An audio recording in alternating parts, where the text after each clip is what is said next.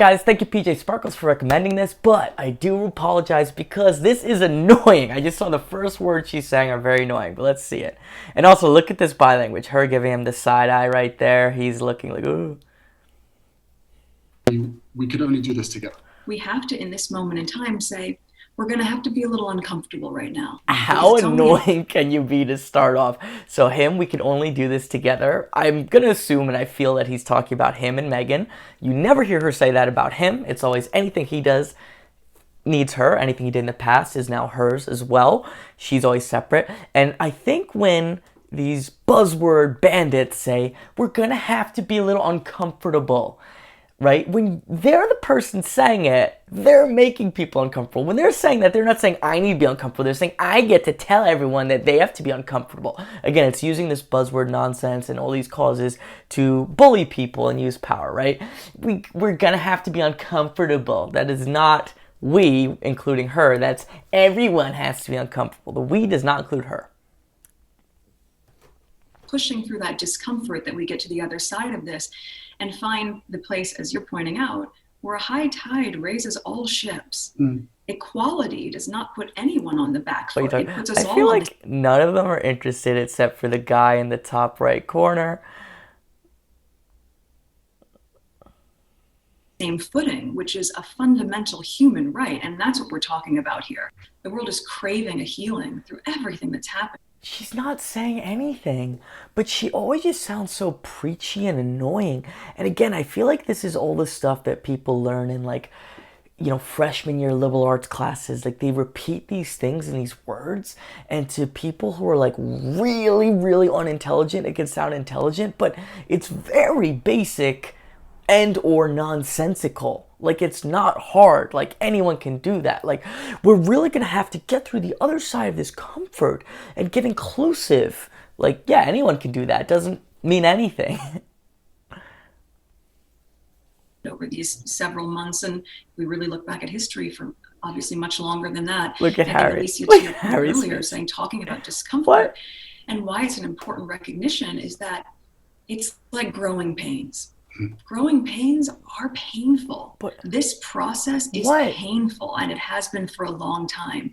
But through that immense pain, what we can have tremendous faith in is knowing that there will be growth. I feel like she's just taking different parts of various motivational speeches, because I thought this is about like some cause and buzzwordy stuff. It's not about like self-improvement or something like that. And the thing is, it's cliche. By the way, guys, you know there's a word that I kept looking for in many videos. I couldn't remember it. You all gave me amazing words. Thank you so much. Improved my vocabulary, my communication. But I think the word I was looking for was cliche. All of her acting stuff is cliche. So much of what she says is cliche. It's just like, I've seen this over and over. Cliche. Finally, I remember the word. I feel like she's just repeating cliche after cliche, and it's pretty empty of content. And what I think cliches are oftentimes things you see over and over, and people just like take them like, okay, yeah, we know that. But if you actually think about it, it doesn't make any sense. Like, what are you actually talking about? Growing pains. Like, growing pains is an actual thing, right? Like, it's a feeling kids get and parents say, oh, it means you're growing. But like, the metaphor doesn't actually make sense. You know, it's just repeated over and over. Like, what does that actually mean? And that's what we're seeing happen every single day as all of you are out there campaigning, fighting the right fight, being on the right side of history. Like the growing pains are what? The growing pains are what? The right side of history, fighting for these causes. And the problem with this stuff too is, funny, where I live, and I guess with Meghan as well, the people who are really into this buzzword stuff and throwing these things out there are people who come from privilege. Generally, it's people with easy lives who don't really focus on like real stuff or haven't had to like actually deal with the world and adjust their mind based on things not always being how they want, right? The reason I bring that up is saying this stuff to people who don't have like massive opportunity or massive advantages is not helpful, right?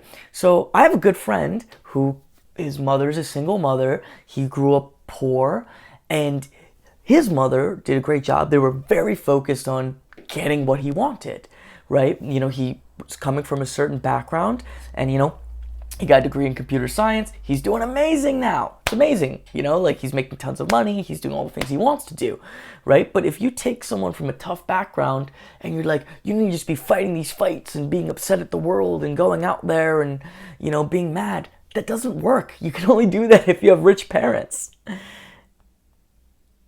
Ensuring that we can get closer to seeing this truly as our past and not something that we have to revisit again and again and again. Yeah, well done, guys. Just a huge thank you to We're a everything that couple you're minutes in and we have no idea what this is about.